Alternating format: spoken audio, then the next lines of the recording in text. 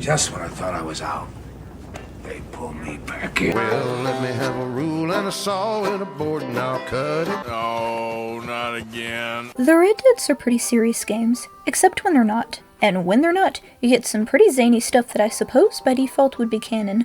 There's a vampire, feral swamp dwellers, a dude in a cave who claims he's Satan, a dude in a cave who claims he's not Satan. It's the same dude. And nope, I said I was done talking about him. But what if I told you there might be more to some of this stuff than meets the eye? Enter Francis Sinclair, a young man of maybe 30. He can be found in a rather secluded cabin along Big Valley, West Elizabeth. This cabin does not show up on the map. Sinclair has a distinct red birthmark over his right eye, a peculiar dialect more akin to the 1920s than the 1890s, and similarly peculiar clothing, including a baby blue sweater vest and pants with belt loops, the latter of which wasn't invented until 1922. He sends you on a mission to find the coordinates of 10 stone carvings. These carvings can usually be found in cliff faces, and to say they're a bit unusual would be an understatement. Upon completion of the mission, you get a letter from Sinclair thanking you. This and a companion article in a Blackwater newspaper help to elucidate his endgame. Sinclair is hoping these stone carvings will prove the existence of an ancient people.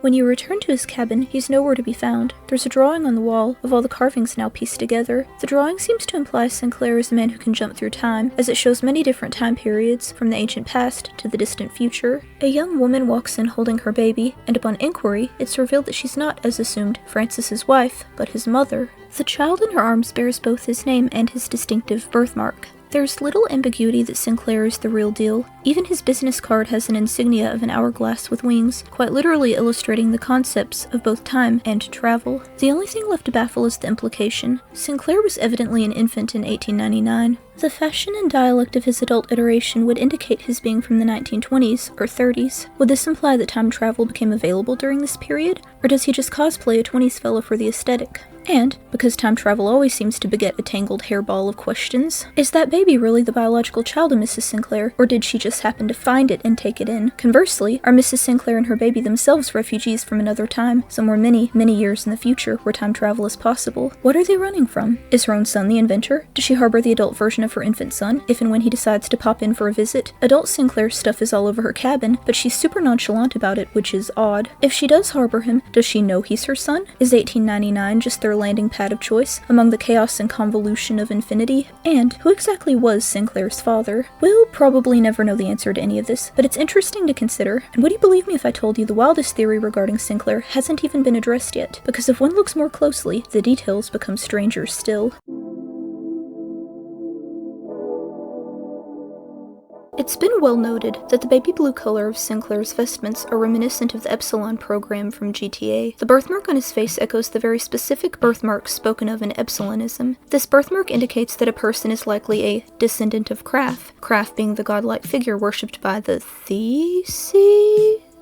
Whatever adherents of Epsilon are called. The GTA fandom website says, in the HD universe exclusively, it is stated that anyone who is born with a birthmark that adorns their elbow or buttocks can be considered a descendant of Kraf. However, those who have a birthmark on their head or face are the ones who drink with Kraf in the fourth paradigm. They're the chosen ones of the chosen ones, essentially. It is interesting that this paragraph follows directly thereafter. The Epsilon tract makes clear that unsavables cannot be related to Kraf nor the Epsilonism in any form. Unsavables include antitheses, people of science, and mainly people with red hair or anything distinctively red in their appearance. Well, that's a problem. But is it really? Chris Fromage, founder of the Epsilon program, is portrayed as a fraudulent, greedy sociopath with a god complex all his own. It would be abundantly in character for him to take something with legitimate credence and bastardize it to fit his whims. Perhaps Sinclair was the genuine article, but Chris had some kind of beef with him, so once creating Epsilon, he deflected all eyes from the truth and even made being ginger a mortal sin, which is a level so petty, the more I imagine him doing this, the more realistic it seems. To put it simply, it is possible Fromage's Epsilon is merely a cheap, nonsensical plagiarism of something more organic, something that's actually real in universe.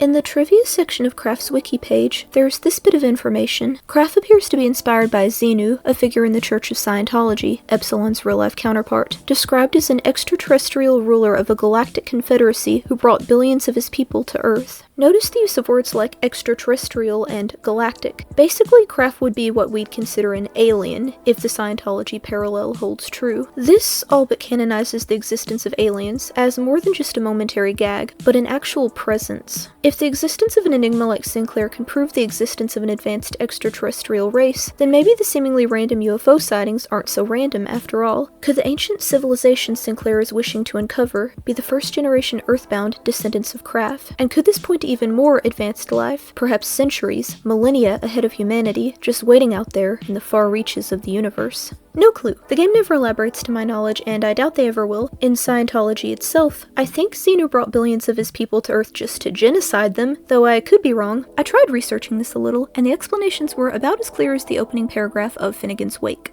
Moving on. I see a man with red hair and a red mark upon his face.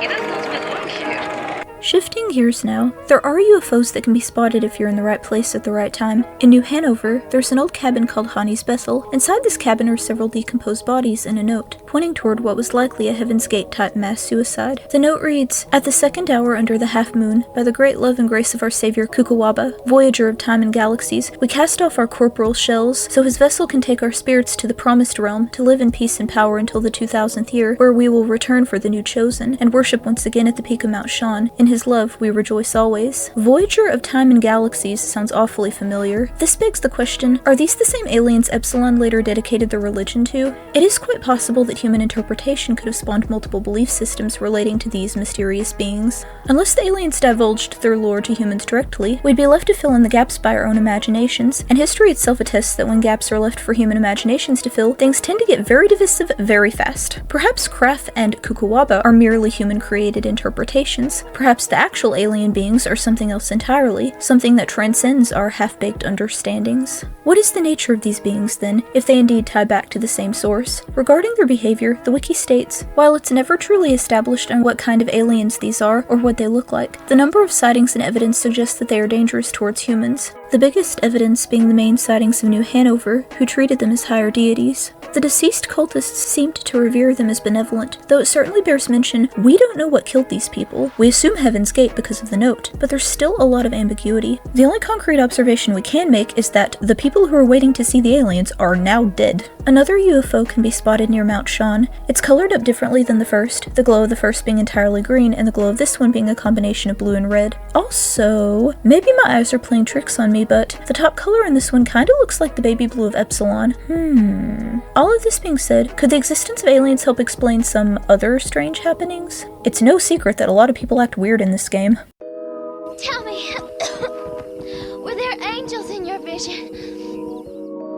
In Red Dead 1 there's Jenny's Faith, where a very, very religious woman is just marooned in the middle of nowhere. She appears physically unharmed, so it's unlikely this was due to an ambush or violent robbery. She doesn't behave as one would if they'd endured a traumatic event, so how she ended up so far from civilization is kinda left up in the air. She seems calm, almost serene, if extremely confused. John offers to bring her back to town with him, but she refuses, basically implying that God will provide. John returns later on with medicine, and this she actually accepts, thanking God for sending John to help her. This contradicts her own logic. If she sees John as someone sent by God to help her, why didn't she take him up on his initial offer? Did she change her mind between their first and second desert encounter? And if she did change her mind, why doesn't she just go with him then and there? Between the non sequitur rationale and the general disorientation, most of her symptoms could be chalked up to long-term exposure to the desert elements. If something else had happened to bring about this near psychosis, it would be very difficult to parse what resulted in what, nature itself or extenuating circumstances.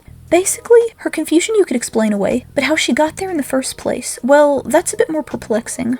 I probably don't even have to spell out what I'm getting at. Miles from home with no clear explanation to how you got there. That sounds like you know what to me. Sam Odessa is another, less plausible but still potentially related case. The difference being he actually put himself in the middle of nowhere through obvious misadventure. It's no mystery to how he got where he is, and the desert is likely to blame for warping his mind past all coherence. The weird thing about Sam is, his letter reads like a sane, self-aware person wrote it. If the desert really is melting his brain, why does he still seem capable of selective sanity? He's lucid enough to know he's in danger, but this brain fog seems to run him in circles, which, yeah, that is psychologically possible, it just seems unlikely. There's an easy fix to his troubles, but just like Ginny, when John offers to help him, he insists on staying put. These people are dying, but they're compelled to remain in the wilderness that's killing them. Their reasoning is foggy, if they can even be reasoned with at all. Correlating these cases to aliens is much farther fetched than the Sinclair thing, and there's a large possibility these humans acting erratically are just that, humans acting erratically. But tinfoil hat conspiracizing is fun. So, is it the desert or post-abduction brain fog messing with their heads? You decide. There's a young paperboy in Saint Denis with red hair and a red birthmark, much like Francis Sinclair. This has led to speculation that the paperboy is yet another iteration of the time jumper. A few things, though. It is worth mentioning this kid sounds nothing like Francis. He speaks with a stock standard Western drawl just like most everyone else. Secondly, his birthmark is smaller. I get the birthmarks can grow with age, but the baby already had a pretty big birthmark. My take, it's a different person altogether. But whatever this person is, he's probably the same thing as Francis Sinclair. My conclusion? I think Chris Fromage is lying. I think Chris Fromage is lying so hard. These people feel like the true descendants of Kraft, and Chris is just trying to cover it up for whatever reason. My opinion, take it with a grain of salt. If there really is some malevolent alien force ballooning its shadow over mankind, and the only physical manifestations of these beings we get to see are a nerdy guy in a sweater vest and an unassuming adolescent newsie, what does this mean? Rockstar has a healthy sense of irony. That's probably what it means. On the other hand, what if it's only the beginning? What if this strange man is an appraiser for our unseen alien overlords, sent to gauge whether or not humanity is worthy of sparing? A while back, I mentioned the religious pantheon Rockstar operates under being unclear, but maybe it's been a bit clearer than I've given it credit for. Maybe? Conversely, maybe aliens serve more as an episodic presence, a mere cog in the pantheon, rather than the entire pantheon itself. And, darkest yet, maybe Epsilon was merely a smokescreen, a nonsensical psyop to make believers look like lunatics, thus lowering the guard of humankind. Maybe Chris was on Sinclair's proverbial payroll, and the goal was to deceive all along. Odds are, we'll never know. TLDR, why are there so many delusional and deranged people in Red Dead? Aliens! The aliens are making people crazy. Or, more depressingly, maybe this is just the world we live in. But I don't want to think about that. I want to blame the aliens. So, what's your take on all this? Opine in the comments below, and as always, thanks for watching.